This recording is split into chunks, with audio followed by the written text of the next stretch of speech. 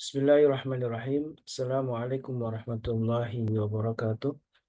Waalaikumsalam warahmatullahi wabarakatuh. Alhamdulillahilladzi arsala rasulahu bil huda wa dinil haq. Yudhiru ala dini kullih wa kafa billahi syahida. Asyhadu an la ilaha illallah wahdahu la syarika lahu wa asyhadu anna Muhammadan abduhu wa rasuluhu la nabiyya wa rasulullah ba'dah. Allahumma sholli wa sallim wa karim wa barik wa anim ala nabina wa syafi'ina wa maulana qadwatina wa imamina Muhammad wa ala alihi wa sahbihi wa man ittaba'ahum bi ihsanin ila yaumiddin, amma ba'du. Sahabatku jamaah Majlis Organisasi yang dirahmati Allah, ada kata yang paling utama kita ucapkan kecurahan syukur atas semua nikmat Allah. Segala puja-puji hanya milik Allah, Zat yang Maha Pemberi rezeki, baik berupa rezeki harta maupun rezeki kesehatan dan juga keluarga yang soleh. Dan begitu banyak yang telah Allah berikan untuk kita semua, dan tidak mungkin kita bisa hitung satu persatu kenikmatan yang telah Allah limpahkan untuk kita semua. Salawat dan salam tentu senantiasa kita aturkan kepada baginda Nabi kita Rasulullah SAW beserta keluarganya, para sahabatnya, dan juga mudah-mudahan kita umatnya yang mampu untuk menegakkan sunnah-sunnah dari beliau, umat yang tidak pernah berjumpa dengan beliau tapi mengimaninya. Bahkan inilah yang disebutkan oleh Rasulullah bahwa aku mempunyai saudara. Dan ketika para sahabat bertanya, apakah aku saudaramu? Engkau bukan, ya wahai sahabatku, engkau adalah sahabatku. Ternyata ada saudaraku yang disebutkan oleh Rasulullah adalah orang-orang yang tidak pernah berjumpa dengan beliau, tapi mengimani beliau. Mudah-mudahan kita lah termasuk orang yang digandengkan oleh Rasulullah sebagai bagian dari keluarga besar dari umat Nabi Muhammad SAW, umat yang begitu dapat keistimewaan untuk masuk surga lebih dulu dibanding umat-umat yang lain. Karena itulah ada kata yang patut kita ucapkan, kecuali salawat dan salam senantiasa kita curahkan kepada baginda Nabi kita Rasulullah SAW. Dan insya Allah di pagi ini salah satu bagian dari bagaimana kita mentadabburi sebuah nikmat, yaitu adalah tentang Allah telah mewajibkan kita untuk berpuasa di bulan Ramadan. Dan ini sudah hari yang ke-22 ya. Mudah-mudahan Allah terus istiqomahkan kita di 10 terakhir ini, jangan sampai kita terlewatkan satu momen untuk memperbanyak ibadah, karena disitulah ada satu malam istimewa yang Allah sudah sajikan, siapkan untuk kita semua, yang keutamanya khairun min alfi syahrin, lebih baik dari 1000 bulan. Dan hari-hari atau malam-malam yang kita lalui, dan barangkali kita sudah beriktikaf tadi malam, maka kita berdoa kepada Allah, terimalah semua amal ibadah kita semua.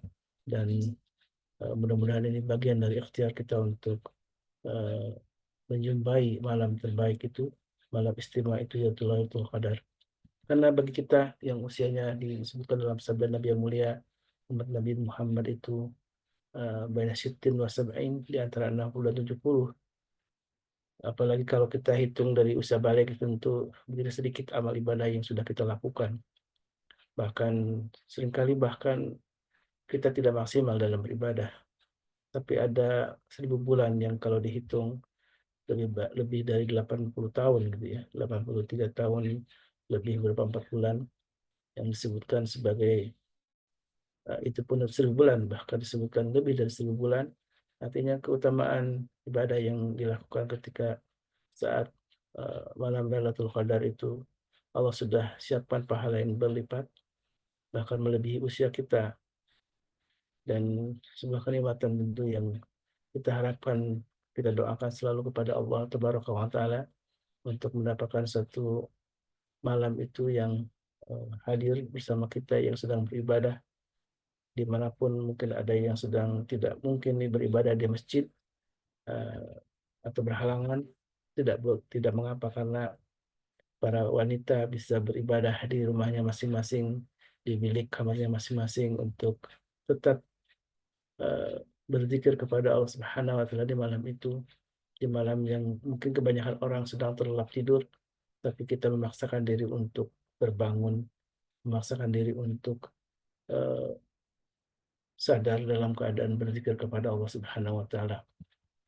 Dan inilah kenapa pentingnya kita saling mengingatkan di majlis ini untuk sama-sama menghadirkan kebersamaan dalam eh, ibadah kita di malam-malam Lailatul Qadar. Dan di tema di pagi ini, insya Allah kita akan membahas sebuah tema tentang betapa banyak kenikmatan yang sudah Allah berikan dalam bentuk kesehatan melalui puasa. Dan ini sudah dibuktikan oleh para ilmuwan ya, tentang betapa puasa itu menjadi sebuah terapi untuk kesehatan kita. Bahkan saya pernah membaca sebuah artikel Profesor Dadang Hawari pernah membuat sebuah ulasan tentang terapi yang dia lakukan untuk gangguan-gangguan yang di luar gangguan-gangguan psikiatri dengan cara salah satunya dengan berpuasa. Dan puasa inilah kata sebuah, bukan hadis ya, tapi sebuah uh, tuntunan hikmah yang mengatakan sumu tasihu, berpuasalah maka kalian akan sehat. Dan ini sudah terbukti kesehatan dengan berpuasa. Maka kalau ada orang yang ingin diet dengan intermittent fasting salah satunya ya, itu juga adalah tetap ada hikmahnya ketika kita menahan diri untuk tidak makan di siang hari gitu ya. Dan ini salah satunya ingin juga kembali dibahas oleh uh, Dr. Vicky Gozan, salah seorang pengurus inti dari Majelis Ulama Indonesia yang akan memaparkan bagaimana tentang puasa ini yang selalu berkaitan dengan kesehatan kita. Makanya sebuah pertanyaan, apakah kita sudah meraih kesehatan dengan cara berpuasa yang sudah kita lalui selama berapa hari, sudah sampai ke 22 hari ini? Apakah justru kita tidak mendapatkan manfaat kesehatan? Nah, ini insya Allah akan dibahas oleh Dr. Vicky. Assalamualaikum, Dok. Sudah standby, Dok? Waalaikumsalam. 5 menit, 5 menit. Baik. Baik, sambil menunggu Dr. Vicky siap-siap bersama kita, saya akan membawakan sebuah ayat yang tadi saya membuka, ternyata ini sebuah ayat untuk kita tadaburi ya, dalam surat Fussilat di ayat 53. A'udzubillahi minasyaitonirrajim. Bismillahirrahmanirrahim. Sanurihim ayatina fil afaqi wa fi anfusihim hatta yatabayyana lahum annahu al-haq awalam yakfi bi rabbika annahu ala kulli syai'in syahid. Jadi artinya bahwa kami akan memperlihatkan kepada mereka tanda-tanda kebesaran kami di segenap penjuru dan pada diri mereka sendiri, hingga jelaslah bagi mereka bahwa Al-Quran itu adalah benar. Tidak cukupkah bagi kamu bahwa Tuhanmu menjadi saksi atas segala sesuatu? Kita bisa saksikan betapa apa yang sudah disebutkan dalam Al-Quran tentang puasa ya, lebih baik dari apapun untuk kesehatan. Dan kenapa Allah mewajibkan berpuasa dari mulai eh, para nabi-nabi sebelumnya, sebelum Nabi Muhammad SAW sudah ada kewajiban berpuasa. Ternyata memang eh, di ilmu kedokteran modern sudah membuktikan berbagai macam riset tentang betapa pentingnya puasa ini untuk sebagai sebuah terapi. Kalau ada istilah autopagi misalkan ya, ternyata puasa itu bisa melakukan regenerasi sel sehingga tubuh menjadi lebih baik, lebih fit dengan cara berpuasa.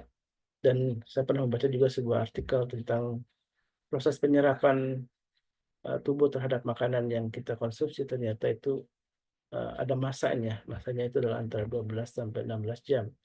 Jadi ketika kita sahur ya, sekitar jam setengah limaan, katakanlah begitu, jam 4, maka ada rentang waktu yang bisa kita lihat ya, sampai katakanlah jam 6 kita berbuka gitu ya. Ada sekitar rentang 12 sampai 14 jam perut kita kosong dari makanan, dan itulah membuat makanan yang kita konsumsi itu terserap dengan lebih maksimal oleh tubuh kita.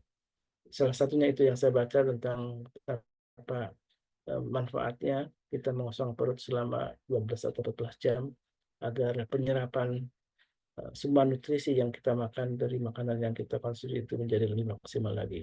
Berbeda dengan orang yang terus diisi perutnya dengan makanan tidak henti-hentinya, maka sesungguhnya kalau perut kita bisa ngomong langsung gitu ya, pasti mereka akan protes gitu. Perut kita akan protes karena betapa lelahnya mereka harus menggiling atau memproses melakukan metabolisme terhadap makanan yang dikonsumsi. Dan sesungguhnya ketika mereka sudah kecapean, itu cukup membahayakan tubuh kita. Karena itulah Rasulullah SAW dalam berbagai hadis disebutkan tentang makanlah hanya sepertiga tubuh itu, lambung ini, usus kita ini memang cukuplah hanya sepertiga makanan, sepertiga untuk minuman, dan sepertiga untuk udara, sehingga akan lebih maksimal proses metabolisme dalam tubuh kita. Dan dalam Al-Quran juga disebutkan kulu wasrabu wa la tusrifu, ya, makanlah dan minumlah dan jangan berlebihan, karena innallaha la yuhibbul musrifin, karena sebenarnya Allah tidak menyukai orang-orang yang berlebih-lebihan. Dan inilah sebuah momen, jangan sampai puasa ini kemudian menghadirkan satu kebiasaan nafsu yang berlebihan dengan makanan, ya, karena selama berjam-jam kita tidak makan, kemudian ketika berbuka kemudian dihajar semua makanan, sehingga seringkali malah itu tidak berdampak positif terhadap tubuh kita, bahkan sebaliknya akan berdampak buruk terhadap tubuh kita. Jangan sampai kita kekenyangan, makan sholat tarawih pun ditinggalkan karena perut kekenyangan gitu ya. Dan inilah yang sering kita saksikan betapa orang-orang tidak meraih manfaat kesehatan dari berpuasanya, karena tidak tahu hakikat apa yang ada dalam puasa ini. Bukan sekedar hanya kita mengosongkan perut gitu ya dari makanan selama 13 atau 14 jam, tapi sesungguhnya kita sedang melatih jiwa kita untuk menahan hawa nafsu dalam berbagai hal tentunya, tidak hanya makanan, tapi juga banyak hal yang kita latih dalam jiwa kita, sehingga puasa disebutkan dalam sabda Nabi sebagai sebuah junnatun, atau sebuah tameng, sebuah perisai. Karena inilah manfaat puasa, perisai sebuah tameng dari api neraka kalau disebutkan dalam hadis Nabi. Tapi sesungguhnya perisai juga untuk hal-hal yang berburuk, akan mendapat buruk terhadap tubuh kita. Mudah-mudahan kita semua termasuk orang-orang yang mampu mengambil hikmah dari berpuasa kita, salah satunya dengan cara kita selalu mengambil ibrah atau pelajaran penting dari semua ibadah kita, karena tentu Allah menyiapkan ibadah untuk kita itu adalah untuk kebaikan. Tidak satupun ibadah yang disyariatkan dalam Islam kecuali untuk kebaikan kita sebagai hamba-hamba Allah. Dan ini juga Bunda Nadia sudah nge-share ya dalam surah Al-A'raf ayat 31 tentang larangan untuk makan dan minum berlebihan. Salah satunya dalam surah Al-A'raf ayat 31. Bahkan disebutkan juga dalam ayat ini selengkapnya bahwa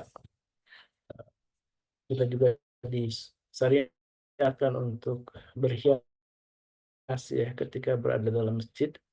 Kemudian larangan untuk berlebih-lebihan dalam makan minum, karena justru termasuk perbuatan yang tidak disukai oleh Allah Subhanahu wa taala. Baik, Dok, sudah siap ya?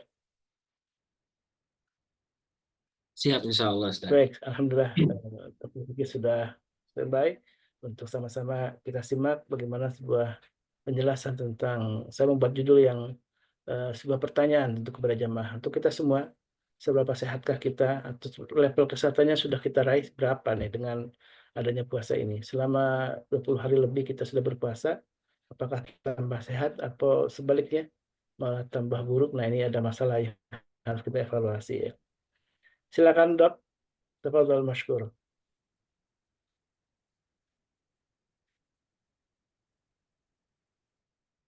Baik, bismillahirrahmanirrahim. Assalamualaikum warahmatullahi wabarakatuh. Waalaikumsalam warahmatullahi wabarakatuh. Warahmatullahi wabarakatuh. Allahumma sholli ala Muhammad wa ala ali sayyidina Muhammad. Rabbi sholli sadri wa yassir li amri wahlul 'uqdatam min lisani yafqahu qawli. Nah, ini ada sinar gini nih. Wah, nggak apa-apa deh. Baik, bismillah. Jamaah Majelis Keluarga Indonesia, Alhamdulillah pada pagi hari ini kita berkumpul kembali di majelis kita dan kita akan membahas kajian rutin kita tentang kesehatan ya. Tiap bulan kita evaluasi kesehatan kita dan hari ini tema yang menarik diangkat oleh Ustadz Holis yaitu apakah bagaimana kesehatan kita nih setelah 20 hari kita menjalankan eh, ibadah puasa ya, seharusnya jauh lebih baik karena proses detoksifikasinya berjalan. Tapi jauh kita menuju atau menanyakan bagaimana apakah kita lebih sehat, saya lebih menarik ya lebih awal, yaitu saya akan mencoba mengedukasi Bapak Ibu sekalian itu tentang nilai-nilai atau angka-angka. Jadi kalau kita merasa sehat itu tentunya kita harus punya parameter ya Ustadz ya. Harus punya parameter.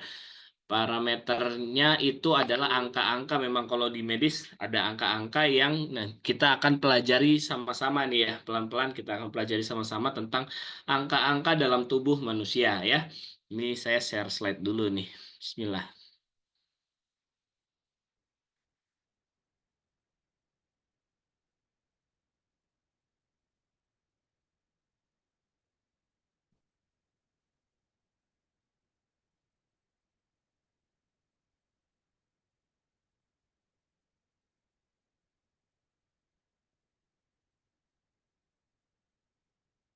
Baik.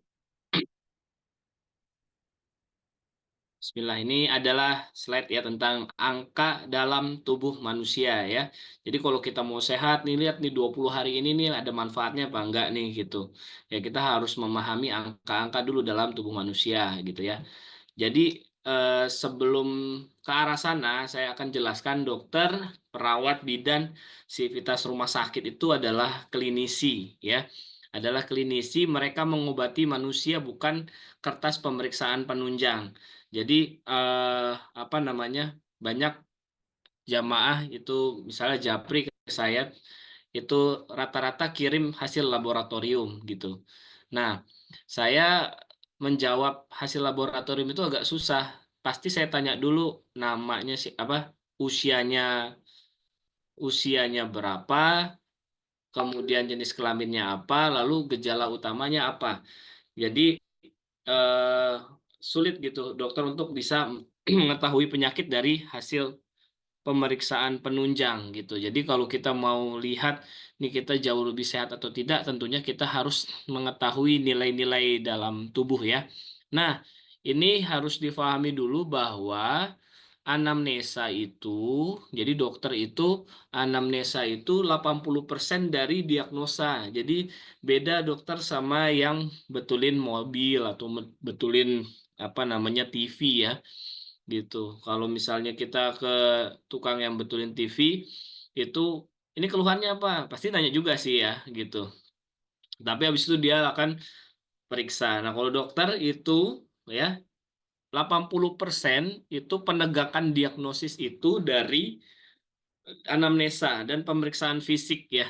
Jadi 80%-nya itu utamanya adalah anamnesa dan pemeriksaan fisik ya. Nah, anamnesa itu adalah apa? Anamnesa itu adalah teknik wawancara dokter ke pasien dibagi dua nih. Ada yang auto anamnesa dan ada alo anamnesa. Nah, auto anamnesa itu dia ke pasiennya, kalau alo anamnesa dia ke keluarga pasiennya. Jadi eh, sangat apa ya? Sangat dibutuhkan itu pengantar pasien yang memiliki kemampuan atau memiliki pengetahuan tentang riwayat penyakit dari si pasien, terutama pada pasien-pasien lansia nih. Kalau misalnya kita jauh lebih baik mengantarkan keluarga itu keluarga yang memahami penyakitnya gitu. Jadi eh, lebih enak gitu dokternya untuk melakukan diagnosa ya. Nah, di sini ada kaidah dari pemeriksaan fisik. Jadi setelah di anamnesa, ditanya nih anamnesa keluhannya apa. Nah, nanti akan diperpanjang nih keluhannya sejak kapan. Kemudian yang memperparah apa gitu. Jadi panjang kan biasanya dokter nanya ya. Itu penting. Misalnya demam, demamnya dari kapan? Nah, demamnya itu mulainya dari pagi, siang, apa sore gitu. Atau dari malam. Lalu demamnya itu misalnya malam hari saja atau sore hari saja atau demamnya naik turun. Nah, dari masalah demam aja itu sudah berbeda gitu ya.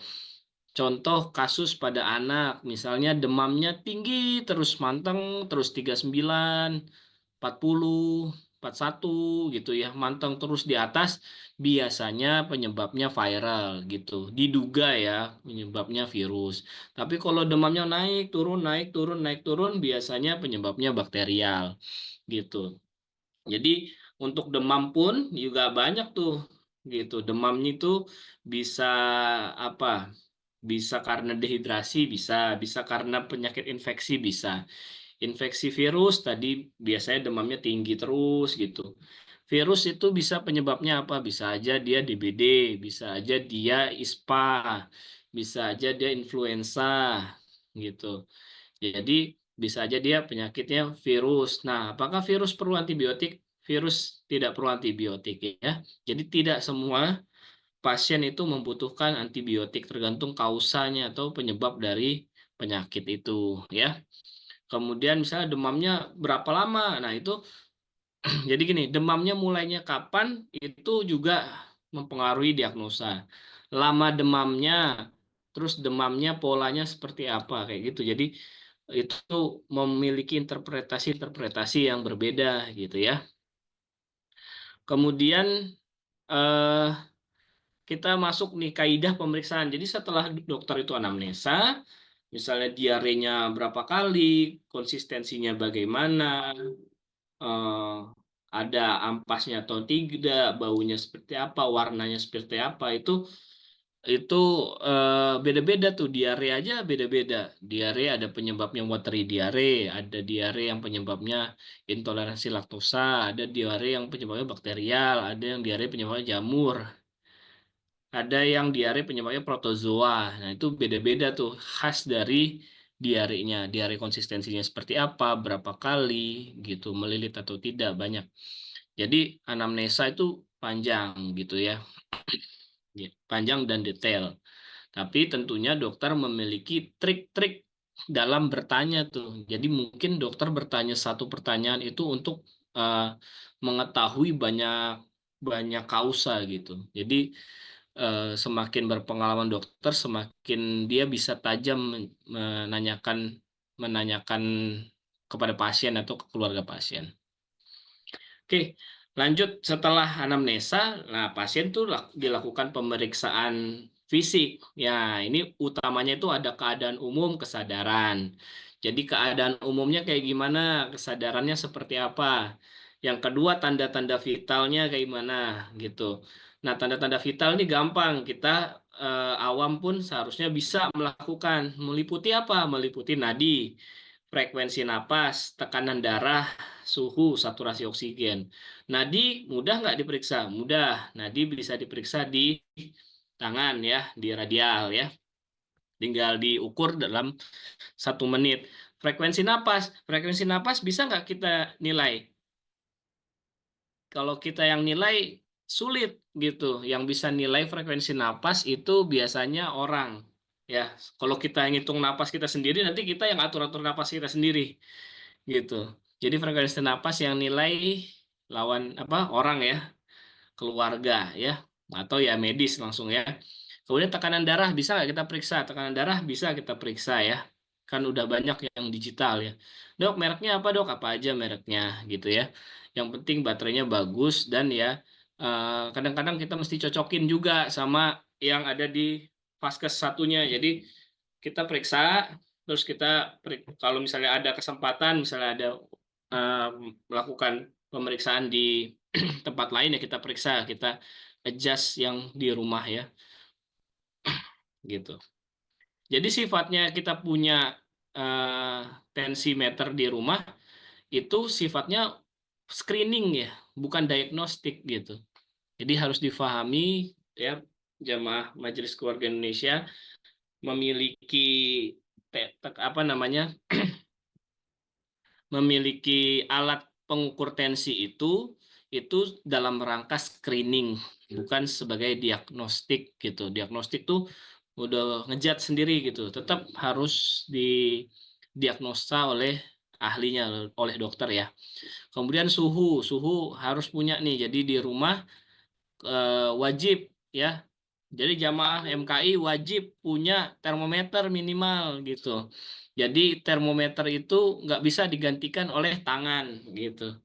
Jadi nggak bisa nih tangan kita diraba nih, oh ini anak demam gitu, nggak bisa gitu ya. Karena bisa aja tangan yang pemeriksa ini, tangan ibunya itu misalnya lagi habis kedinginan atau habis apa namanya, dia perbedaan suhu gitu. Jadi itu akan membiaskan nih anak demam atau enggak gitu. Tapi tentu seorang ibu itu biasanya memiliki feeling yang jauh lebih kuat gitu ya. Jadi kalau lihat keadaan, balik ya, sebelum tanda-tanda vital ingat keadaan umum. Keadaan umum dilihat gitu, keadaan umumnya seperti apa. Kemudian pemeriksaan fisik itu meliputi berat badan, tinggi badan. Waduh, sensitif nih ya berat badan ya. Kemudian tinggi badan, pemeriksaan fisik dan pemeriksaan penunjang. Oke, dilanjut. Nah, ini keadaan umum. Jadi, kalau kita masuk ke IGD gitu ya, masuk ke IGD, keadaan umum itu dibagi 3, tampak sakit ringan, tampak sakit sedang, tampak sakit berat. Nah, kalau misalnya di sistem triase rumah sakit itu dipilah-pilah. Ini pasiennya dia hijau, pasiennya kuning, pasiennya merah.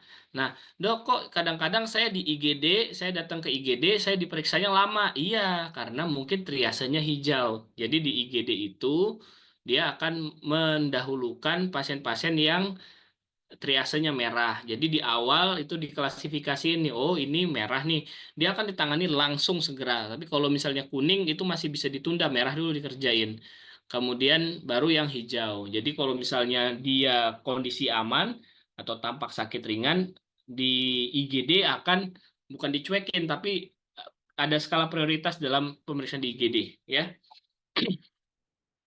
Baik, lanjut. Nah, ini kesadaran. Nah, ini saya penting juga mengajarkan ini ke MKI ya, minimal teman-teman di MKI ini tahu gitu tentang kesadaran ya. Jadi ya apa namanya, karena ya MKI ini ada yang juga udah Lolita ya, Lolita tuh udah lolos 50 tahun. Nah, kalau ada juga yang masih jelita ya, jelang 50 tahun ya. Oh, Bude Darmi ini jelita ini ya. Terus, nah ini ada Glasgow Coma Scale. Glasgow Coma Scale itu menilai yang namanya kesadaran. Kesadaran itu ada kesadar penuh. Nah, ini sebelah kiri nih, kompos mentis. Kompos mentis itu sadar penuh. Nilai skornya berapa? Nilai skornya 14 sampai 15 ya. Nah, dok, kayak gimana sih orang sadar penuh? Orang sadar penuh tuh diajak ngomong bisa, nggak ngelantur gitu. Itu sadar penuh ya. Kayak orang normal aja kesadarannya. Beda kesadaran sama tingkat kekuatan motorik ya, atau kekuatan tubuh gitu. Bisa aja orangnya lemes, tiduran, tapi diajak ngomong bisa. Itu berarti masih sadar gitu ya. Kemudian kalau turun ada apatis, ada somnolen, ada delirium, ada sopor koma, ada koma. Nah, ini kan banyak nih istilah-istilah nih eh, di keseharian tuh ya. Jadi ini minimal MKI ini tahu nih. Oh, koma tuh apa sih gitu ya. Jangan, oh ini keluarga saya sakit dimasuk ICU, koma gitu ya. Nah, ini saya mengedukasi nih, minimal teman-teman di MKI ini tahu ya. Koma atau tidaknya pasien itu berdasarkan 3 pemeriksaan, yaitu mata, verbal, sama motorik. Jadi respon mata, respon verbal, sama respon motorik. Nah, itu ada scoringnya 4, 5, 6. Kalau misalnya matanya buka spontan nilainya 4. Nah, kalau misalnya dia tidur gitu, ngantuk gitu, dipanggil, "Pak," gitu. "Pak, nah itu dia baru melek, itu berarti dia respon matanya 3 gitu. Nah, kalau dia dipanggil nggak buka mata, harus dirangsang nyeri dulu. Rangsang nyerinya itu, nah kadang-kadang di rumah sakit kok apa namanya, keluarga saya dicubit-cubit, kok keluarga saya digosok di bagian dadanya, tulang dadanya kan sakit gitu. Itu dokternya lagi rangsang nyeri gitu ya, rangsang nyeri. Ya, jadi jangan jangan apa namanya, kaget ngelihat dokter kok dia merangsang nyeri gitu. Dia lihat respon dari matanya itu ya. Jadi dirangsang, kalau misalnya dirangsang dia melek, berarti dia 2 skornya ya. Kemudian kalau nggak bisa buka mata nilainya 1 gitu. Jadi dirangsang itu nggak ada respon, itu 1 ya. Oke. Jadi kalau misalnya yang verbal, nah bicaranya baik 5. Kalau bicaranya ngaco-ngaco nih 4 gitu. Bicara kacau. Jadi kalau nih emak-emak nih marahin anaknya GCS 14 itu, enggak GCS 15 ya, karena bicaranya kacau. Oke. Terus kata-kata tidak sesuai. Kalau misalnya pasiennya udah tinggal mengerang, ya berarti 2. Kalau tidak bersuara sama sekali dirangsang nyeri, berarti nilainya 1. Jadi rangsang nyeri itu sekaligus meriksa mata, meriksa verbal, meriksa motorik. Jadi 1 kali pemeriksaan dokter itu nilai 3 gitu. Mata, suara, sama gerakan gitu. Jadi sekali rangsang dokter tuh harus langsung lihat 3 tuh gitu ya. Jadi agak susah ya jadi dokter itu ya. Jadi diperiksa itu langsung matanya tuh harus langsung lihat 3. Lihat matanya, lihat respon verbalnya, lihat respon badannya. Tuh gimana tuh sekali pemeriksaan harus dapat 3-tiganya. Karena pemeriksaan GCS ini ya, eh, dulu guru saya bilang nilai GCS itu di bawah 1 menit gitu. 30 detik udah harus tahu GCS-nya berapa gitu. Jadi pemeriksaan kesadaran itu 30 detik udah harus tahu tuh. Jadi diperiksa 30 detik, oh ini GCS-nya segini gitu ya. Nah, ini scoring ini baru diterjemahkan di sebelah kiri tadi ya. Nah, ini berapa nih skornya? Misalnya matanya 1, dia nggak buka, dirangsang nilainya 1, terus nggak bersuara, terus dia apa namanya nggak gerak sama sekali, berarti dia koma gitu. Nah, kalau misalnya dia ternyata masih ngerangsang, masih mengerang, berarti dia sopor koma, nggak koma tuh gitu.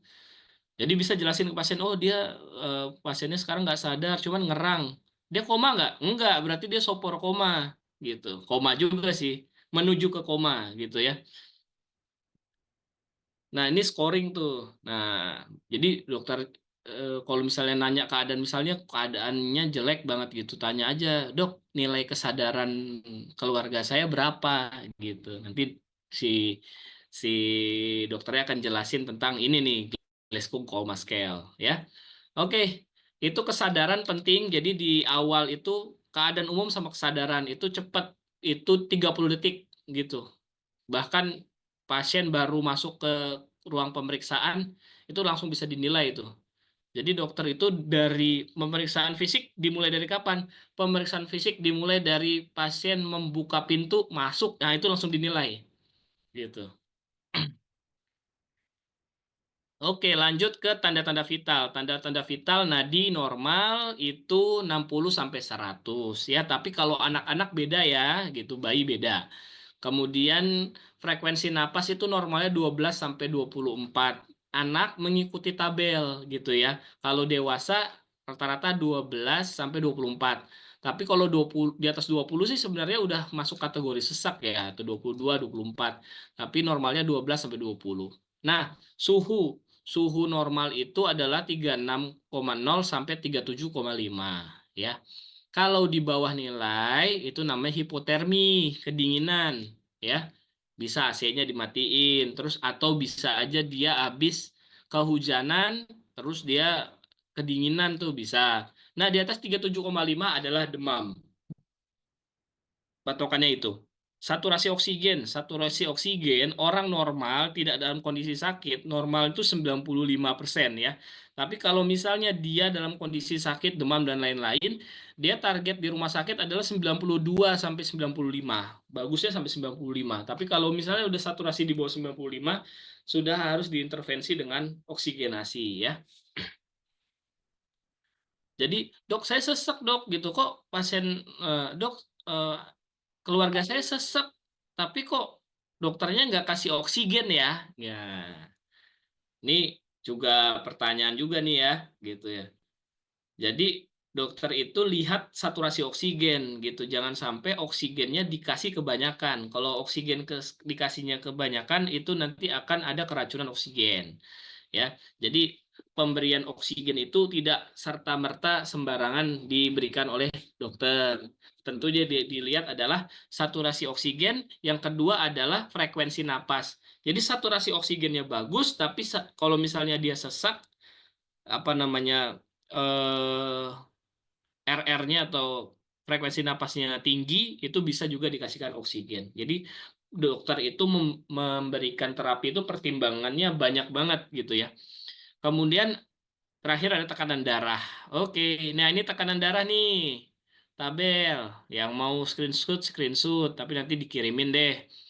Ya, normalnya 120/80. Prahipertensi berapa? 120 sampai 139. Nah, kalau yang udah prahipertensi, perlu obat nggak? Belum perlu obat ya. Kemudian hipertensi tingkat 1, 140 sampai 159. Hipertensi tingkat 2 lebih dari 160. Dok, kok dibedain sih hipertensi 1 dan 2? Terapinya beda. Terapinya ada yang monoterapi, ada yang udah double, ada yang triple gitu. Jadi golongan-golongan obat hipertensi itu totalnya ada 5 golongan hipertensi. Jadi ada yang sudah pakai kombinasi, ada yang misalnya, oh saya dikasih amlodipin terus nih, Dok. Nah, ya nggak apa-apa, itu berarti hipertensinya udah mulai terkontrol misalnya. Oh, saya dikasih kandesartan aja gitu, bisa ya. Oh, saya udah double-double nih, Dok. Udah kandesartan, bisoprolol, furosemid, HCT. Nah, berarti dia hipertensinya udah kronis gitu ya, hipertensi tingkat 2. Ya, hipertensi ada 2, ada hipertensi esensial, ada hipertensi sekunder. Kalau hipertensi esensial ini nggak tahu penyebabnya apa, bisa gaya hidup dan lain-lain. Kalau sekunder tuh penyebabnya ada faktor lain, misalnya ada kelainan di ginjal, ada kelainan di apa namanya, korteks adrenal atau di tiroid ya. Oke. Nah, ini pernafasan nih, pernafasan. Nah, pernafasan itu buat yang punya bayi, yang punya anak, dilihat ya. Kalau bayi baru lahir itu 40 sampai 60, kalau 1 tahun itu 30. Jadi kalau lihat napasnya anak lebih dari 30, waspada, bukan langsung dibawa ke rumah sakit sih, tapi waspada. Tapi dilihat, jadi pas anak itu sakit, dadanya langsung dibuka gitu, dilihat di bagian rusuk paling bawah. Nah, pas dia napas, dia jengklong-jengklong nggak gitu. Apa namanya? Ada retraksi, kalau bahasa medis itu retraksi. Nah, kalau orang normal kan dada bawahnya tuh nggak sampai cekung. Nah, kalau misalnya sampai cekung, ada pernapasan perut gitu. Nah, itu berarti sesek tuh anaknya ya. Wajib dibawa ke IGD ya. Juga sama dewasa juga, kalau napasnya udah lebih dari 24 atau lebih dari 20, ya itu berarti sesek ya. Oke, nah ini lanjut sebelum nanti pemeriksaan laboratorium. Pemeriksaan fisik apa aja sih? Pemeriksaan fisik: tinggi badan, berat badan. Kepala tuh banyak, Bapak Ibu. Kepala tuh banyak banget. Ada bentuk kepala, bentuk kepalanya ada normosepal, ada yang makrosepal, ada yang mikrosepal. Nah, ini utamanya pada bayi ya. Ini yang kepalanya kecil nih, ada kelainan. Kepalanya besar, makrosepal, bisanya ada cairannya. Nah, lingkar kepalanya berapa? Terus distribusi rambut. Rambut diperiksa buat apa? Kalau rontok-rontok terus, misal kadar gizinya. Kalau pada anak ya. Tapi kalau pada dewasa rontok-rontok, tanya ada riwayat kemoterapi atau enggak ya. Kekuatan rambut. Nah, itu dari kepala, distribusi rambut, warna rambut gitu ya. Mata itu ada konjungtiva. Konjungtiva merah mendadak berarti ada kelainan infeksi mata. Sklera ada ikterik berarti ada kelainan di liver. Kemudian ada pemeriksaan visus mata. Mulut, hidung, telinga itu banyak. Jadi dari mukosanya, dari bagian mulutnya dan lain-lain ya. Di leher, kelenjarnya gimana? Dada diperiksa. Diperiksa itu nih IPPA, dokter itu meriksa dada itu ada 4 kaidah. Ada inspeksi dilihat, palpasi itu diraba, kemudian perkusi itu diketuk, auskultasi pakai stetoskop. Jadi pemeriksaan itu ada 4 tuh, nggak ini ya. Kemudian yang keempat perut. Perut itu diperiksa 9 kuadran. Jadi dokter tuh meriksa 9 kuadran perut. Kemudian muskuloskeletal dan pemeriksaan lainnya. Oke, kita lanjut. Nah, ini nih yang sering ditanya Bapak Ibu sekalian. Ini contoh ada orang ya. Ini adalah yang pertama adalah kita memahami pemeriksaan darah gitu ya. Jadi yang tadi ya tekanan darah segala macam itu bisa dinilai sendiri ya. Jadi seharusnya setelah berpuasa tekanan darah turun. Apalagi yang udah ikut sanlat, yang udah belajar EFT dari Ustadz Dodi ya, dari UD udah ngajarin kita EFT itu. EFT itu ada ilmu secara penelitiannya jelas ada gitu ya. EFT yang diajarin sama UD. Nah, ini sayang banget nih yang nggak ikut sanlat. Nah, nanti ikut syawalan ya, insya Allah ya. Nanti ada program dari MKI syawalan, nanti diikuti gitu. Mudah-mudahan ada keilmuan. Jadi di sanlat kemarin, UD itu menjelaskan tentang bagaimana kita bisa memperbaiki kualitas hidup kita dengan namanya teknik EFT ya. Teknik EFT ini dia dengan cara tapping di titik-titik dan kemudian titik-titik itu diequilibriumkan atau disetarakan kiri dan kanan. Nah, itu secara medisnya itu ada apa titik-titik meridian yang dipakai oleh dokter-dokter akupuntur dan teknik-teknik yang dipakai oleh terapis akupressor ya. Dan ini kalau kalau misalnya dari keilmuan akupuntur sendiri itu ada energi yin yang diolah gitu. Nah, kemarin itu diajarkan oleh UD. Dan itu kemarin ada pasien yang dengan tensi biasanya 160 setelah dilakukan teknik EFT dan EFT-nya itu ditambah REFT atau religiusitasnya ditambah itu hasilnya lebih maksimal. Jadi tensinya pada turun-turun alhamdulillah yang kemarin ikut sanlat ya. Oke, lanjut pemeriksaan penunjang utamanya biasanya dokter itu periksa darah rutin. Darah rutin itu ada 4 komponen HB, hematokrit, leukosit, trombosit. Oke, kalau HB-nya rendah gimana dok? Berarti dia anemia. Kalau misalnya HT-nya rendah gimana dok? Nah, HT mengikuti HB itu tingkat kekentalan darah ya. Leukositnya rendah gimana dok? Bisa ada infeksi. Kalau leukositnya tinggi gimana dok? Bisa ada infeksi. Kalau leukositnya turun bisa infeksi virus. Leukositnya tinggi biasanya bakterial. Oke. Trombosit. Trombosit turun berapa sih dok? Tensi trombosit turun di bawah 150 ya. Nah, kalau trombositnya turun di bawah 150 itu curiga ke DBD. Apakah udah DBD dok? Belum. Jadi kalau misalnya trombositnya 140 udah DBD belum? Belum, baru gejala DB. Kalau udah di bawah 100 baru demam berdarah, dengue kalau misalnya trombosit di bawah 100.000. Dok, kalau trombosit di bawah 100.000 udah pasti DBD? Belum tentu gitu ya. Karena ada penyakit-penyakit lain yang trombositnya turun. Jadi dokter tuh tanya dulu demam apa enggak, riwayatnya seperti apa gitu ya. Jadi nggak bisa nih dokter dikasih sodorin trombosit turun, oh DBD belum tentu. Tanya dulu sakitnya apa, demamnya apa, gejalanya apa, pemeriksaan fisiknya apa. Gitu ya. Oke, gula darah puasa. Kalau gula darah puasa di bawah 126 ya. Kalau gula darah sewaktu di bawah 200. Nah, ini contoh kasus GDP-nya 71 nih, nggak apa-apa ya. Jadi 74 per 99. Wah, ini kok rendah nih gitu ya. Gula darah puasanya apakah dia hipoglikemi? Oh, enggak ya. Jadi dokter itu tetap lihatnya apa? Lihatnya klinis pasiennya. Oke, lanjut kolesterol. Kolesterol itu ada kolesterol total, ada HDL, ada LDL. Kalau HDL itu adalah lemak baik, LDL lemak jahat. Yang harus dilihat LDL-nya, LDL-nya nggak boleh di atas 130 ya. Sama trigliserida. Oke, lanjut. Itu adalah fungsi hati. Fungsi hati itu dinilai yaitu SGOT, SGPT. Jadi kalau misal meningkat ada infeksi di hati atau ada rusaknya fungsi hati ya. Lanjut.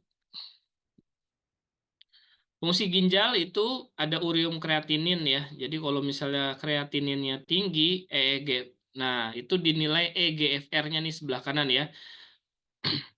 Ini kalau misalnya udah 15 sampai 29 udah perlu cuci darah. Asam urat, nah asam urat sering juga nih ya. Kalau perempuan 6, kalau laki 7. Dah, cek asam urat mesti puasa nggak dok? Nggak mesti puasa ya, cek asam urat ya. Oke, nah ini HB normal, HT normal. Dok, ini apa lagi nih dok? Ada MCV, MCH, MCHC, RDW gitu ya. Itu apa sih dok? MCH, MCH, MCHC itu adalah gambaran dari red blood cell atau RBC-nya ya. Jadi kita melihat dari bentuk dari sel darah merahnya gitu. Nanti bisa ketahuan nih anemianya gara-gara apa? Anemia gara-gara kekurangan zat besi atau karena kelainan darah gitu ya. Itu itu dilihat dari MCV, MCH, MCHC. Jadi kalau normalnya kan cek darah cuman HB, HT, leukosit, trombosit, tapi ternyata ada darah lengkap gitu itu dinilai lagi tuh anemianya. Sama sel darah putih itu ternyata ya itu dibagi 6. Jadi kan yang kita tahu leukosit di atas 10.000 nih. Dok, berarti dia infeksi bakteri. Belum tentu dilihat dulu nih WBC different count-nya tuh. Ada neutrofil, limfosit, monosit, eosinofil, basofil. Nah, itu bisa membedakan tuh. Ini infeksi akut, infeksi kronik, terus bisa ini alergi, oh ini apa namanya virus, oh ini bakterial. Itu dari terjemahan dari WBC-nya ya. Oke, terima kasih. Mudah-mudahan, oh ya pemeriksaan penunjang bukan hanya laboratorium ya, ada pemeriksaan radiologi, ada pemeriksaan USG, ada pemeriksaan apa namanya dengan MRI, ada pemeriksaan imunoassay. Jadi ada pemeriksaan kalau di telinga audiometri, banyak pemeriksaan penunjang. Lagi-lagi ya, saya tekankan di sini supaya teman-teman MK ini paham bahwa pemeriksaan penunjang itu hanya sifatnya memberikan penunjang atau memberikan apa namanya bantuan untuk dokter melakukan diagnosta. Contoh kasus ya, ada anak demam 7 hari, BAB-nya udah agak-agak lembek gitu ya. Pas di pemeriksaan Widal gitu, ternyata pemeriksaan Widalnya normal gitu. Nah, itu dokternya tetap diagnosisnya adalah apa? Tetap diagnosisnya typhoid fever atau tipes gitu. Walaupun laboratoriumnya normal. Kenapa? Karena utamanya adalah pemeriksaan fisik dan anamnesa. Nah, Widalnya kok normal dok, tetap dibilang tipes. Nah, ternyata sekarang golden standard bukan pada pemeriksaan Widal, tapi pemeriksaannya namanya Tubex gitu.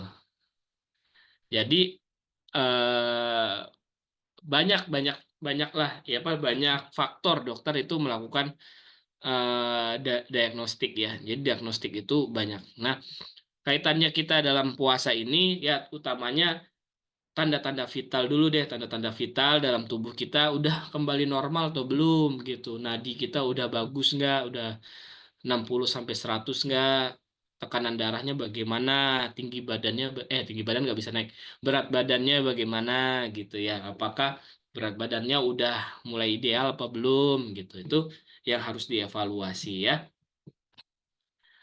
Baik, mungkin itu saja eh, sharing dari saya. Mudah-mudahan apa yang saya berikan ini bisa menjadi pemahaman dari teman-teman di Majelis Keluarga Indonesia untuk bersikap. Jadi setiap kali kajian kesehatan itu, kenapa ngaji kesehatan di MKI itu dalam tentang dasar-dasarnya supaya apa? Supaya keluarga memiliki sikap gitu. Oh, suhu segini nih sikapnya apa? Oh, ini trombosit segini nih sikapnya bagaimana?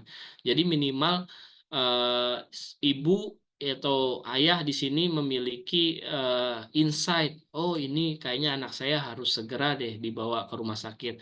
Oh, ini anak saya harus dibawa ke vaskes dia ketemu sama dokter umum misalnya. Nah, ini minimal dasar-dasarnya udah mulai tahu gitu ya. Pelan-pelan diajarin supaya tahu, oh ini warning sign nih harus segera nih ke rumah sakit gitu. Baik, itu saja sementara mungkin saya kembalikan pada Ustadz Holis. Baik, alhamdulillah, insyaallah, tabarakallah. Eh, eh, kita bisa ternyata memang kalau secara ilmiah terus ada indikatornya sehingga kita tahu bahwa tubuh kita itu sehat atau tidak. Dan mudah-mudahan dengan berpuasa indikatornya baik semua ya ini dok ya. Dan ini jadi sesi yang penting untuk kita saling berbagi, bertanya kepada dokter Pipi. Mudah-mudahan dengan eh, majelis ini kita makin sadar untuk menjaga kesehatan kita ya. Ya, kita buka sesi tanya jawab. Silakan yang ingin konsultasi langsung ke dokter nih. Mumpung dokter Vicky hadir nih, Masya Allah ya. Nah, udah Dewi Solihati, silakan. Halo, Assalamualaikum, Jazakallahu khairan. Bagus sekali ya ini materinya. Gini dok, gimana ya? Ibu kan udah sekitar dari 2019 terapi ya karena jatuh terapi di Hermina sampai stroke kan dulu. Tapi alhamdulillah udah baik, udah bisa normal lagi meskipun tidak maksimal. Nah ini tentang darah ya. Ibu itu dari dulu darah tuh nggak pernah lebih dari 100, paling 100, mentok 100, 100 per 60, 80 per 53. Nah, sempat sampai drop banget 80 per 52 sampai pusing banget itu di rumah ya di tensi. Kok udah pusing kayak gini? Ternyata cuma 80 per 53 gitu kan. Kan nggak dikasih obat tuh dari dokter, jadi bingung harus bagaimana ya gitu ya. Udah pusing banget gitu ya. Nah, ini bagaimana caranya biar biar apa bisa normal ya selalu selalu seperti itu aja, nggak pernah naik. Dari 90 per 60 gitu nggak pernah naik. Satu itu. Terus sering sesekan sama dokter di EKG lah ke bagian jantung itu ke jantung ya. Ternyata normal juga gitu ya. Terus udah periksa kemarin tiba-tiba kaku tangan semua itu ya. Takutnya kolesterol sama asam urat dicek juga ke itu ke lab ternyata normal juga. Nah, jadi harus bagaimana itu ya. Terus dikasih obat buat sarafnya, Epperson sama gabapentin. Setiap minum itu udah dosisnya udah terendah, pusing terus, kelenyengan. Jadi nggak minum. Jadi kata dokter terapi aja udah. Nah, ini bagaimana ya, Dok? Sebaiknya gitu ya. Jazakallahu khairan. Baik, Bu Dewi. Iya. Ya mudah-mudahan ya, eh, Majelis Keluarga Indonesia mendoakan supaya Bu Dewi ini selalu sehat, terus apa Amin ya Allah ya namanya Rob. keadaannya jauh lebih baik, terapinya bisa maksimal ya. Jadi untuk kita meraih kesembuhan itu kan tentunya misalnya apa namanya sesuai syariat yang pertama ya kita harus berdoa juga, berdoa, kemudian eh, kalau bisa rukyah mandiri dulu gitu. Jadi Oh kalau iya, MK Ustaz. ini Iya, iya. kita itu dulu tuh gitu ya. Apalagi kalau misalnya oh dicek ini normal, dicek ini normal kok tangan kaku Iya. ya gitu ya. Nah, ini kita coba fahami gitu, gitu. Apakah mungkin kita butuh butuh ruqyah gitu ya? Bisa aja kita Oh iya, kita iya, ikhtiar iya, aja Bu Dewi, kan ada iya, iya, baik. Ustadz Hasan Bisri nih, jadi kajiannya Oh iya, diikuti, kemudian kita coba ruqyah mandiri. Kalau misalnya butuh iya, ruqyah, nanti tanya di grup gitu. Misalnya di daerah rumah ibu nih peruqyah yang direkomendasikan oleh apa namanya asosiasi ruqyah itu siapa, nanti kan oh, dibantu supaya ruqyah gitu. Itu pertama. Yang kedua, obat medisnya gimana, dilanjut dilanjut dong gitu ya. Terus yang utama, kunci yang paling utama itu iya, adalah dari mindset atau dari otak gitu ya. Jadi yang oh penting iya, Bu Dewinya semangat dulu, sehat dulu, yakin dulu gitu ya. iya, iya, Jadi iya, iya, iya, jangan apa namanya, kadang-kadang kita berpatokan pada tensinya gitu. Oh, tensinya iya, betul. gini, sedangkan gejala klinisnya bagaimana gitu. Sekarang Iya. tensiannya udah ini belum apa namanya, tensian yang rendah itu yang 80/50 itu di mana itu Bu? Maksudnya Yang waktu di rendah Hermina, 80/50 di Hermina. eh, d- di Hermina. Nah, nanti dokternya kan lihat nih gitu. Ada yang 80/50 itu dikategorikan dia hipotensi gitu. Ada yang hipotensi yang tanpa gejala. Jadi kalau misalnya di algoritma jantung itu di ACLS itu Iya, halaman iya, 56, wah saya sampai hafal bukunya. iya, Itu iya, iya. jadi hipotensi itu ada algoritma ACLS-nya tuh. Jadi hipotensi, apakah ada gejala? Ada 5 tuh. Dia ada, ya, dia ada bradikardia atau tidak, ada nyeri dada atau tidak, dia ada kehilangan Iya. cairan atau tidak. Ada 5 tuh. Kalau tidak, dia langsung oke, observasi gitu. Kalau ada, Oh, baru turun tuh algoritmanya. Jadi ada algoritma tuh di ACLS halaman 56. Itu oke. ada. Jadi tenang Bu, kalau Ibu diperiksa sama dokter terus tensinya misalnya rendah, dokternya tidak melakukan intervensi, berarti dia observasi. Karena apa? Tidak memiliki kriteria-kriteria yang perlu diintervensi.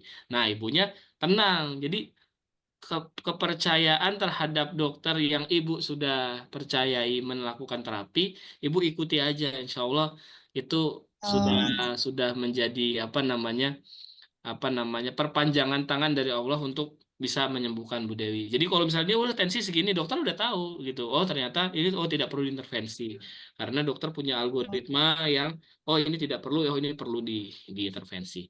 Nah kalau tensinya oh, makin drop, lemas, jalan nggak bisa, nah cepat ke IGD. Berarti ini butuh diintervensi tuh gitu. oh, Kan iya, ya. dilihat Iya, pernah keadaan 70, umumnya, ah, pernah keadaan tujuh umumnya puluh per seperti lima apa.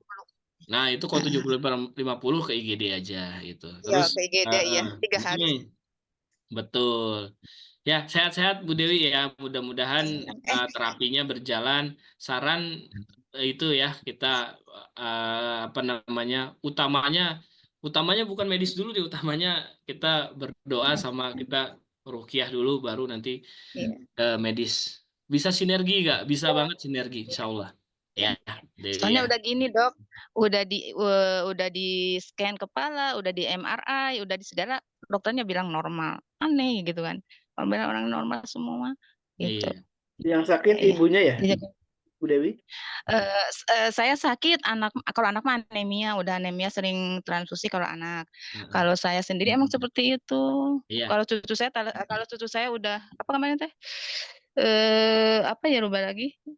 Ininya tinggi, apa ya, lupa lagi dia gitu. Mungkin Iya. kelainan darah apa gimana. Iya, Betul. Kalau begitu ya konselor. kelainan darah ya di ini ya di terapi. Insya Allah nanti ada Iya, solusinya kalau Bu Dewi. Kalau ini normal, normal, normal, normal, normal. Nah, coba iya, kita betul, aneh. Makanya ya dokter, iya, cepet, dokter bilang cepet, gini, Ibu, cepet. saya udah ngasih obat yang betul, Bu, katanya. Ibu, saya nggak tahu lagi, dokternya bilang gitu ke Nah, Ibu tuh. Ya, itu. yang nomor Dokter, satu, Ibu percayakan kepada dokter yang sudah menerapi. Yang iya, kedua, Ibu ikhtiar dengan ruqyah, insya Allah. iya. Ya, makasih. Jajakan kasiron, Dok. Ustaz Dolis. Assalamualaikum warahmatullahi wabarakatuh. Waalaikumsalam. Waalaikumsalam warahmatullahi wabarakatuh. Bu Diah, Bandung, silakan. Oke. Nah, terima kasih. Bismillahirrahmanirrahim. Assalamualaikum warahmatullahi wabarakatuh. Waalaikumsalam. Kan ini dok, kan anak saya itu ya sakit jantung ya, sampai sekarang masih apa masih kontrol, kemarin juga kontrol terakhir. Nah, eh, ini apa suaranya itu kenapa ya jadi besar gitu. Jadi suaranya gimana sih, jadi beda, tidak nggak seperti biasanya. Sampai apa adiknya terus pas setiap itu pasti kalau misalnya bertanya kenapa kok jadi suaranya jadi begitu. Nah, saya tuh lupa aja mau nanya ke dokter teh. Kemarin juga kadang kalau dengar suaranya jadi apa-apa, kalau anak kecil jadi takut gitu. Usianya Suara berapa, tuh Ibu? eh, Usianya berapa? usianya usianya 36 tahun. 36 tahun ya? Iya, iya. Mm-mm. Waktu yang saya ceritain fungsi itunya tuh ya kan tinggal tinggal apa? Tinggal 20 katanya, fungsi jantungnya tinggal 30 katanya. Mm-mm. Terus eh, apa waktu itu memang di ini kan apa amiliodosis ya gitu ya. Penyakit Mm-mm. amiliodosis, nah itu. Terus sempat di MRI, terus di kateterisasi, terus di apa namanya sih? eh di apa namanya itu tadi, di pokoknya di USG, di USG segala macam ya. Nah itu suara kenapa gitu ya suara itu jadi begitu, apa penyebabnya gitu ya, dari apa gitu. Gitu itu Ya, aja dong. baik Bu Dia, makasih. Ya mudah-mudahan anaknya apa namanya Allah mudahkan mencapai kesembuhan ya. Jadi Amin. Amin. kan sudah berobat di Hasan Sadikin ya.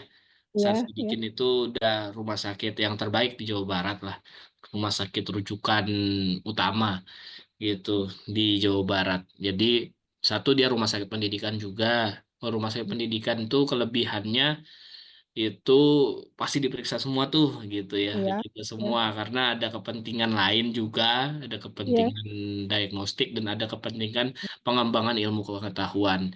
Jadi mudah-mudahan juga apa namanya sakitnya anak ibu ini menjadi amalan juga gitu, karena amin. apa? Karena menjadi sarana gitu untuk memperkaya hazanah keilmuan dokter-dokter juga gitu. Kadang-kadang juga setiap penyakit itu tentunya akan beda-beda tuh gitu apa namanya gejala klinis yang muncul Ya, gitu ya. Nah, kalau bicara masalah suaranya gitu, itu suara itu insya Allah itu tidak ada kaitannya ya dengan jantung ya gitu ya. Itu adalah faktor-faktor yang lain lah yang menyebabkan misalnya ada perbedaan intonasi suara gitu. Jadi soalnya beda beda betul apa beda perbedaan sekali ya, apa beda sih. namanya Dokter perbedaan juga orang sakit ya, sama orang yang tidak sakit tentunya ada hal-hal yang berbeda gitu dari faktor-faktor misalnya psikis, dari faktor-faktor lainnya gitu. Jadi bisa saja misalnya suaranya itu berbeda gitu ya. Orang yang sakit sama orang yang nggak sakit kan orang yang sakit suaranya beda Bu sama orang yang sehat gitu. Tapi kalau misalnya signifikan saya rasa sih ini bukan bukan hubungannya dengan jantung ya, tapi ya kalau memang ada masalah di bicara, ada masalah di yang lain ya itu jauh lebih baik dikonsultasikan ke dokter yang setempat ya. Kenapa? Karena pasti harus diperiksa dulu tuh setelah dianamnesis. Oh, kenapa nih suaranya berbeda? Ada hal lain nggak gitu kan? Nanti akan dilakukan pemeriksaan fisik. Dilaporin aja Bu ke dokternya, ke dokter DPJP-nya nanti dokter penanggung jawab di Hasan Sadikin ini nanti akan asesmen ulang tuh gitu iya, ya. iya. Itu Yang suaranya tuh seperti ini dok, seperti yang marah aja. Pernah saya kata saya tinggal, kalau bicara jangan gitu, atau oh ya ya kata ya, Kak ya, Mas ya. saya udah ingat, Umi mah gimana kan, apa nggak tahu dah ini mah nggak, Betul. ama nggak marah katanya, tapi nggak tahu gitu. Jadi kalau memang ada anak kecil apa keponakan kayak pada takut gitu. Iya. Kata, ngomongnya Iya, yang Bu. jangan. Mm-mm. Enggak. Kita ya Emang kita dokternya sebagai juga ada 9 dokter apa namanya? spesialisnya. Iya, jadi fungsinya kajian kesehatan di MKI ini nih gitu mengedukasi pendamping pasien ya. Karena pasien itu. Jadi gini, kajian kita itu, saya itu punya maksud di belakang kajian kita ini. Jadi saya bikin kajian ini itu sebenarnya mengedukasi pendamping pasiennya gitu loh. Jadi ini yang utamanya kita pasrahkan nih sama yang sudah apa namanya dokter-dokter yang menangani. Kenapa? Karena dia yang lihat langsung gitu, dia yang lihat langsung, dia yang periksa, dia ada 9 dokter spesialis ya yang menangani, Ya, itu udah tim gitu ya. Berarti kasusnya ini kompleks ya. Jadi ya mudah-mudahan dari 9 dokter spesialis ini biasa dikonferensi itu Bu gitu, ya, ya. di konferensi gitu ya. Contohnya almarhum bapak saya itu juga dikonferensi sama 4 dokter tuh. Dokter bedah jantung, dokter anestesi, dokter jantung aritmia gitu. Jadi dokter-dokter itu kalau ada kasus-kasus yang unik itu, kasus-kasus yang perlu itu mereka ada pertemuan ilmiahnya yang membahas kasusnya gitu. Jadi Ibu kalau udah di RSHS itu udah tepat, tinggal dimaksimalkan. Nah, kalau misalnya perbedaan suara itu ada faktor psikologinya juga bahwa orang yang sakit lama itu juga eh, apa namanya akan berbeda Bu ininya Bu. Misal sering marah-marah, sering ini karena udah masuk misalnya ada depresi ringannya, dia juga ini. Nah, ini tugasnya kita sebagai pendamping ini bisa memberikan apa namanya motivasi, memberikan balik lagi bahwa cobaan, sakit itu penggugur dosa gitu. Itu yang kita harus mulai masuk ke situ. Jadi tauhid anaknya dipertajam lagi bahwa kesembuhan itu ya apa namanya dari Allah gitu, bukan dari 9 spesialis itu gitu. Jadi dikasih dia pupuk lagi semangatnya. Jadi MKI ini kalau misalnya ada yang sakit atau mendampingi yang sakit itu utamanya bisa menjadi pendamping orang sakit yang baik gitu.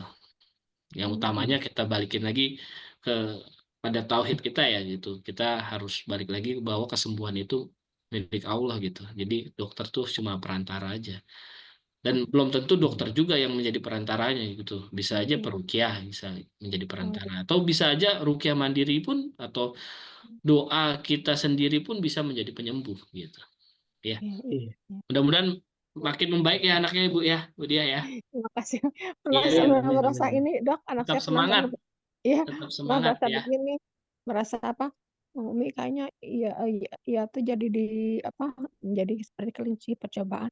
Kenapa? Iya, soalnya kan semua dokter nanya gitu gimana. Oh iya. Nah, Kata ini saya gimana?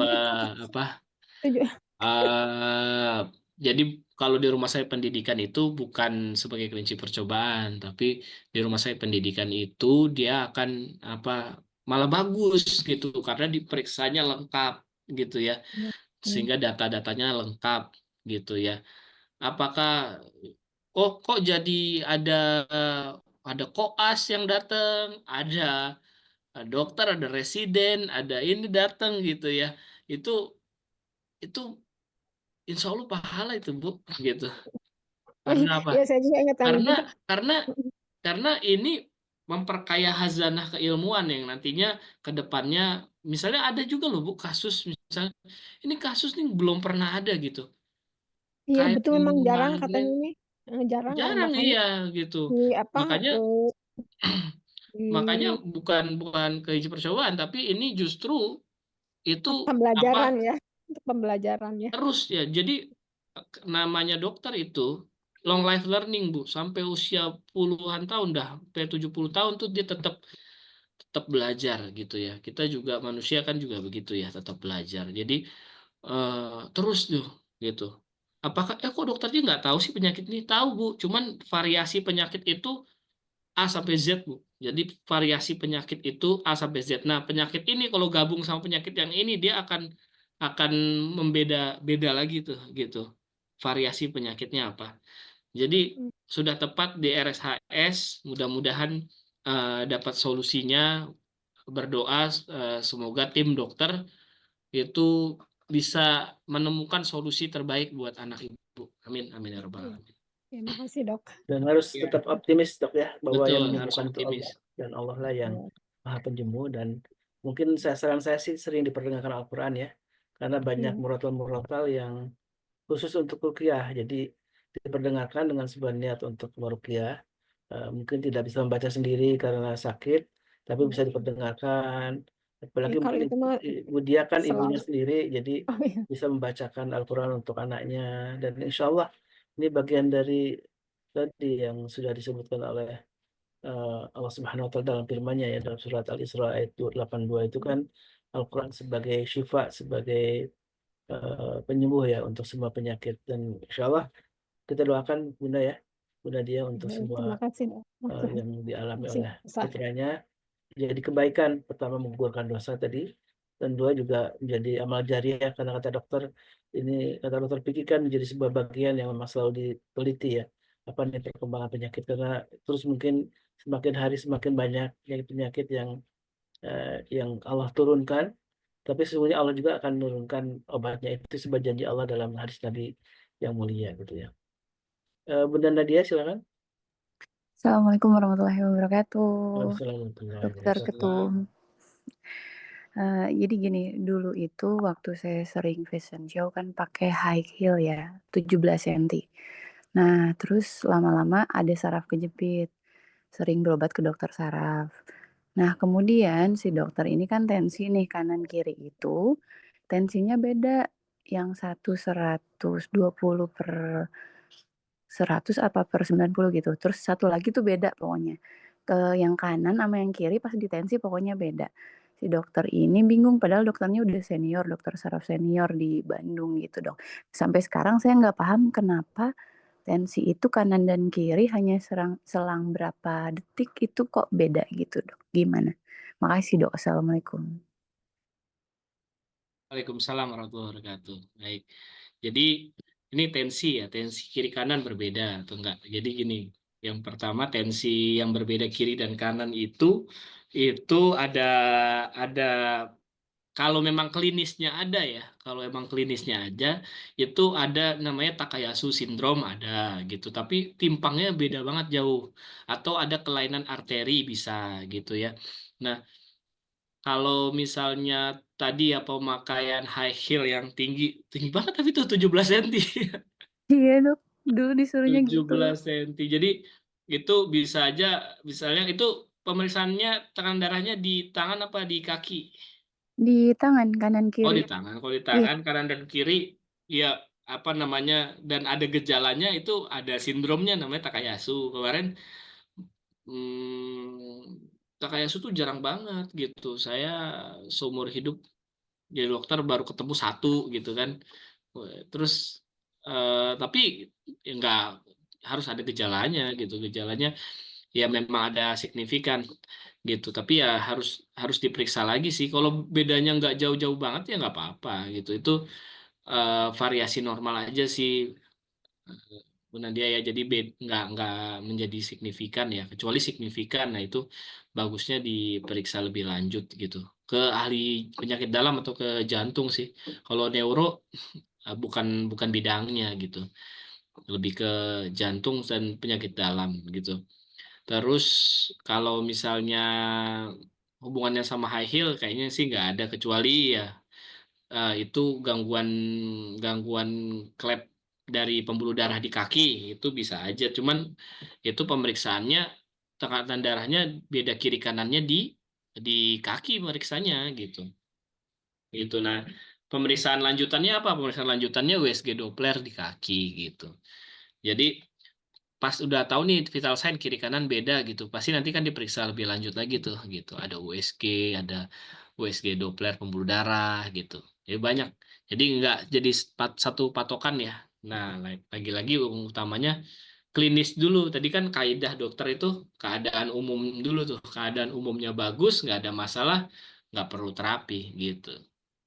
Nggak diterapi kan ya, Nadia ya? Enggak sih, tapi berarti Iya, ngefeknya itu dari nyambung nyambung nggak sih? Misalnya dari satu dari ke high saraf heel itu. kejepit, heeh, terus ke Oh, enggak sih. tensi gitu enggak ya? Nggak ada sih. Oh enggak, Aman aja, aman. iya iya. Makasih Nggak ya Dok. ada. Siap. Kalau Nah saya itu, dok, hmm? kalau kanan di tensi agak tinggi, saya coba pengen di kiri gitu ya. siapa tahu di kiri jadi rendah. Nah, itu sudah tenang itu, Dok. Nah, itu cari-cari itu. Tapi hari ini Ustaz Holis tensinya 132. Wih, mantap. 132/85. Iya. Udah Kalau oke. kemarin apa faktor ini, Dok ya? Karena saya semalaman waktu di Sanlat itu sampai 160 ya, 160. Dok ya. Iya, kan Itu aktivitas memang lagi wajar. kelayangan, karena kelayangan kurang tidur. Semalam itu memang nggak tidur gitu ya. Apa tahajud jam 2 atau berapa gitu. Iya, Terus tidurnya kurang lah, istilahnya merasa kurang tidur gitu kan. Terus pagi-pagi harus langsung ke Sanlat itu memang masih kelayangan kayak pengen betul. tidur sebenarnya. Itu apa kata pengaruh, Dok ya? Ada pengaruh. Jadi tensi itu kan dipengaruhi juga oleh apa namanya, apa keadaan fisik gitu loh. Iya. Tensi itu kan kecepatan jantung memompa darah gitu ya. Kadang-kadang ya dibutuhkan, berarti dibutuhkan gitu. Eh, misalnya lagi nyeri, itu tekanan darah naik, nadi naik gitu ya. Lagi demam, misalnya nadinya naik gitu. Jadi itu tanda-tanda vital itu namanya hemodinamik ya. Jadi dulu tuh di kedokteran itu belajarnya itu bukunya ada 3 tuh, buku fisiologi 3, namanya fisiologi Sherwood, Ganong sama Guyton. Bukunya tebal-tebalnya segini gitu. Nah, itu belajar tentang hemodinamik namanya. Jadi tensi, tekan apa, tensi, nadi, napas itu berkaitan semua, saturasi oksigen dan suhu itu berkaitan. Makanya dokter itu periksa utamanya keadaan umum lalu tanda-tanda vital. Nah, itu beda tuh. Nah, kan dilihat tuh kemarin Ustaz Holis, oh, tampak tampak pasien tampak mengantuk. Nah, waktu ditensi, wah ini kecapean nih 162 gitu. Nggak apa-apa Ustaz, aman.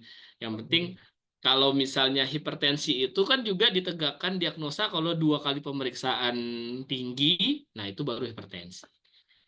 Di waktu yang berbeda ya, bukan di waktu yang sama gitu. Gitu.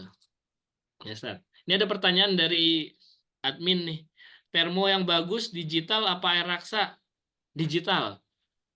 Air raksa gampang pecah gitu. Sama butuh cepet gitu. Sekarang digital aja udah oke, tapi digitalnya harus yang bagus, baterainya kuat gitu. Jangan udah lama baterainya nggak diganti gitu. Gampang apa namanya? Nggak nggak betul juga gitu. Tapi air raksa itu ya bagus juga, cuman ya gimana? Nanti harus begini-begini dulu tuh gitu. Kalau di rumah sakit nggak dipakai lagi tuh. Kenapa? Karena respon time gitu. Respon time. Respon time tadi TTV itu harus 3 menit harus selesai. Jadi di rumah sakit itu sekarang tuh ada kendali mutu ya. Kendali mutu itu sebenarnya rumah sakit itu akreditasinya 2 jam harus pindah ke ruangan tuh gitu. Tapi kan ada faktor-faktor lain tuh ya. Jadi 2 jam di IGD harus pindah ke ruangan gitu. Tapi itu ya itu targetnya, target mutu rumah sakit ya. Tapi kok ada yang bisa lebih dari 2 jam? Itu faktor lain lah. Misalnya kamar penuh, di atas pasiennya belum pulang misalnya, atau di atas masih dibersihin, itu faktor-faktor lain. Sebenarnya udah beres 2 jam, tapi kenapa belum pindah? Dinamika di rumah sakit sih ya. Kadang penuh gitu. Nah, biasanya dikasih tahu, Bu, ini kamarnya masih penuh, yang di ruangan ada yang rencana pulang. Nah, rencana pulang itu belum tentu cepat, bisa aja kan apa administrasinya ada yang ini itu gitu. Terus pasiennya pulang, udah mau pulang ditunggu dijemput dulu gitu. Kadang-kadang ya itulah dinamika IGD. Oh, kok di IGD lama ya 8 jam gitu. Karena ya mungkin ketersediaan tempat tidurnya belum ready gitu. Apalagi tapi kalau sekarang alhamdulillah nih Kak Walis, rumah sakit nggak begitu banyak nih pasiennya. Tapi biasanya habis lebaran tuh agak rame. Kalau pas puasa ini, Masya Allah, tuh turun Berarti bulan jumlah puasa itu luar turun. biasa, Dok ya. Bisa Mm-mm. menterapi kesehatan kita sesungguhnya ya. Iya, secara Betul. global pandangan saya itu gampangnya gitu. Lihat aja rumah sakit, pasti eh, jumlah kunjungan IGD-nya mengecil gitu.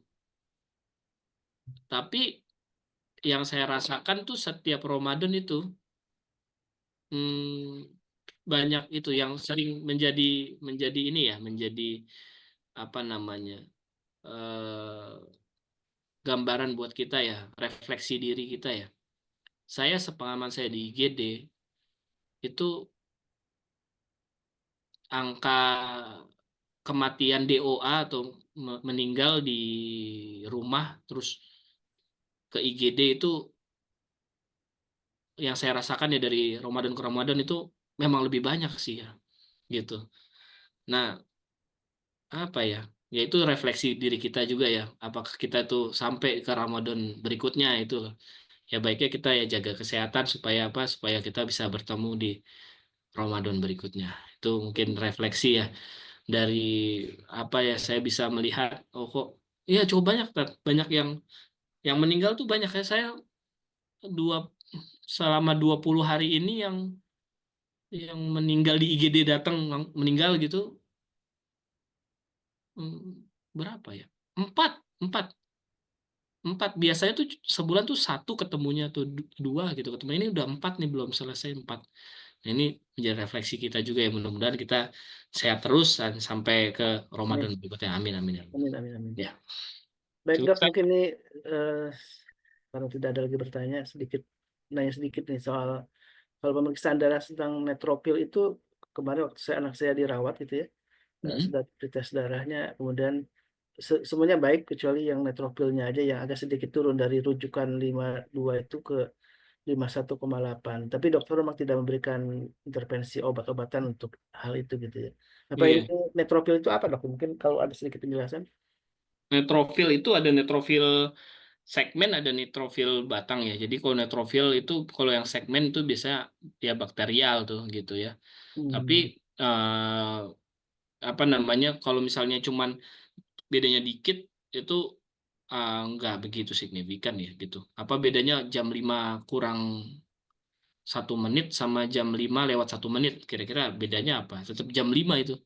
Jadi nggak apa slide lah slide. Nggak perlu intervensi itu.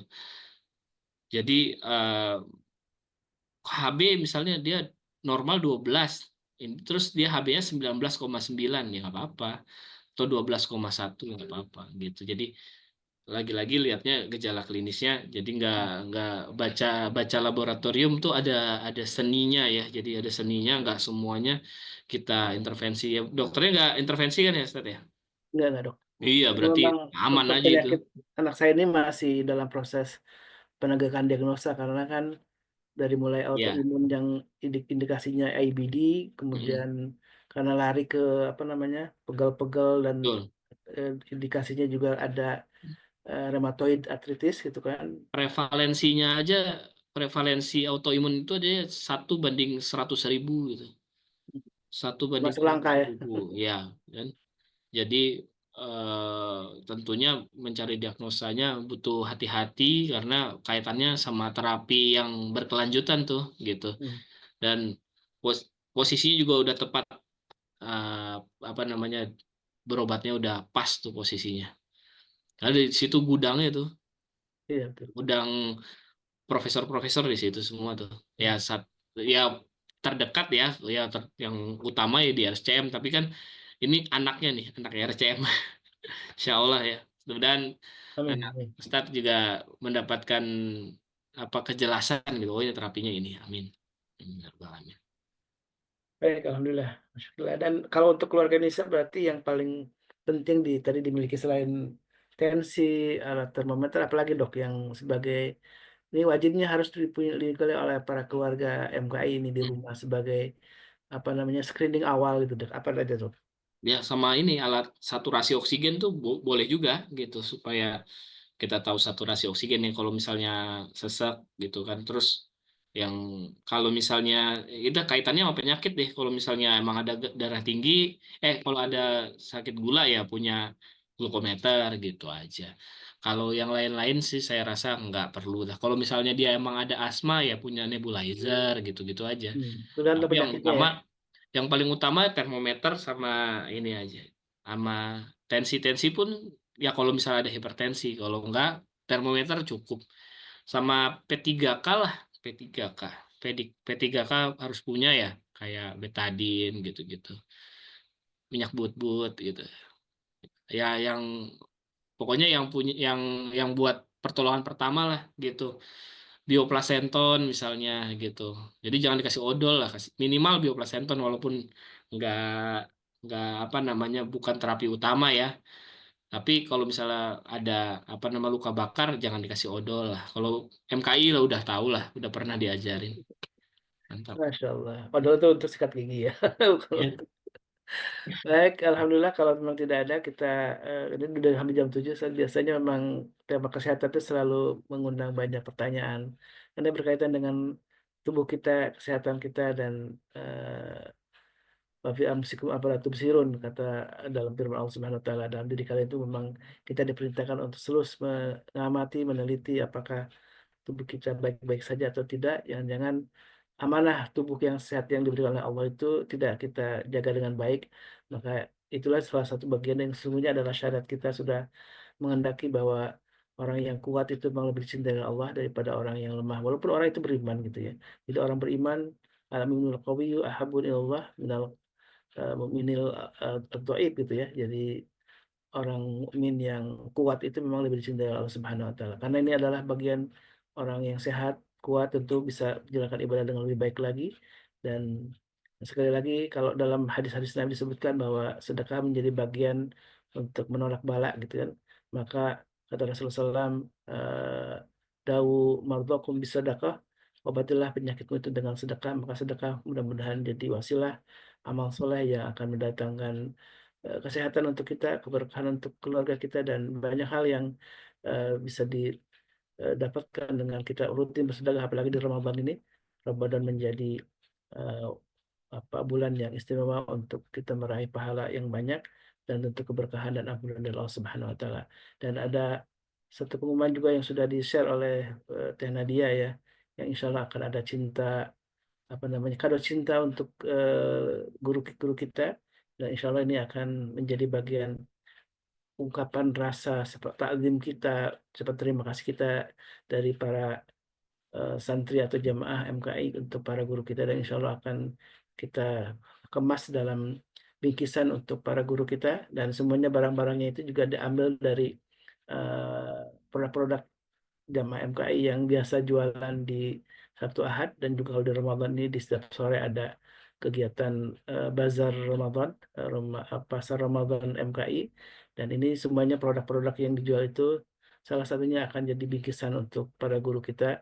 Karena itulah silakan yang ingin bersedekah tinggal nanti kontak Bunda Nadia, nanti mekanismenya bagaimana, karena Alhamdulillah ada yang sudah menggratiskan produknya, seperti Bunda Nadia yang menggratiskan nunanya untuk para guru kita gitu kan. Ada juga bahkan UD yang juga punya produk itu juga menggratiskan untuk para guru-guru kita juga.